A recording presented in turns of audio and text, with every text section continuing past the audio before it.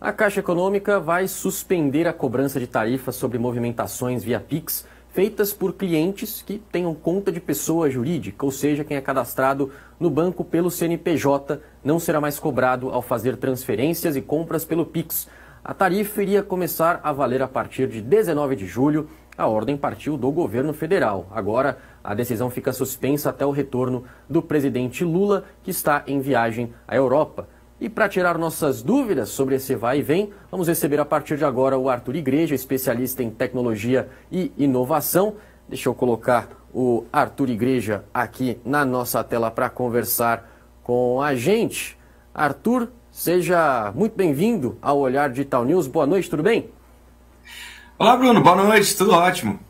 Bom, vamos então tirar essas dúvidas, Arthur, porque hoje tivemos um verdadeiro festival de fake news, né? Com ou sem decisão da Caixa, nada vai mudar para o consumidor pessoa física, certo? Porque o que a gente viu hoje foi um emaranhado de notícias falsas circulando, falando que era o fim do mundo, o Pix ia ser cobrado, não ia mais ter gratuidade, enfim, que a gente ia voltar a ser como antes, com TED, DOC, enfim.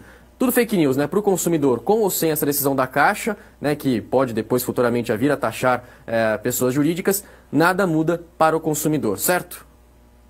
Certíssimo, e é por isso que é importante debater em cima de informações. Então, nos últimos meses, nós vimos muitos rumores, né, de que haveria uma cobrança do Pix pessoa física e, na verdade, absolutamente nada mudou. Desde que o Pix foi lançado pelo Banco Central, o que ficou determinado é que não haverá cobrança entre transferências feitas por pessoa física e que a cobrança poderia ser feita pelas instituições para a pessoa jurídica, ou seja, para as empresas.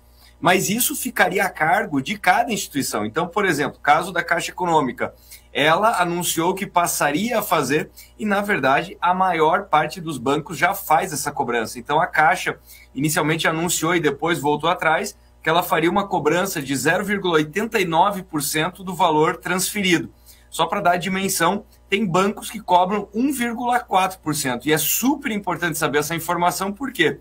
Porque na época do DOC e do TED, as cobranças eram de 15, 20 reais, mas era um valor fixo. E aí o que acontece é que o empresário muitas vezes não sabe disso no Pix, não negociou ou nem olhou essa tarifa. Se ele está pagando um fornecedor, se ele está fazendo um pagamento, esse 1,4% pode pesar bastante. Então a Caixa voltou atrás. Talvez ela cobre, não se sabe qual vai ser a tarifa ou se ela não vai fazer a cobrança, mas nós estamos falando aqui de pessoa jurídica, não tem nada a ver com o Pix aí que todo mundo faz o seu dia a dia para pessoa física. E para o empresário, né, pagar pelo Pix, como você estava falando, Arthur, não é bem uma novidade, né? A gente deu, muita parte da imprensa deu como uma grande novidade, as pessoas também ficaram um pouco empolvorosas aí por causa dessa notícia da Caixa, até por causa das fake news, mas não é nenhuma grande novidade, até porque essa medida, né, pagamento pelo Pix, é regulamentado pelo Banco Central, né? As empresas, elas podem sim taxar quando é transferência, né, entre pessoas jurídicas, né, quando não envolve pessoas físicas, portanto. Então essa medida não é bem uma novidade, o que a gente não sabe agora é se a Caixa vai adotar ou não, mas para o empresário essa prática já é bem comum, ele deveria estar já acostumado, né? Exatamente, o ponto é esse. Então, o que acontece é que tem algumas instituições que não cobram nada, e quando eu estou chamando de instituições são bancos, cooperativas, os bancos digitais, as fintechs. Só para dar dimensão, são mais de 600 instituições que fazem essa operação do Pix. Então, desde o começo, essa regra já estava determinada e até hoje o que acontece é que alguns não cobram nada, outros cobram mais caro. Então, a Caixa Econômica ela ia ficar, dá até para falar, no meio do caminho, né? Só para citar uma outra coisa, um outro banco, claro, ele é de economia mista, mas ele é público, tem uma grande participação pública e que faz a cobrança é o Banco do Brasil. O Banco do Brasil já cobra pelo Pix para a pessoa jurídica faz bastante tempo.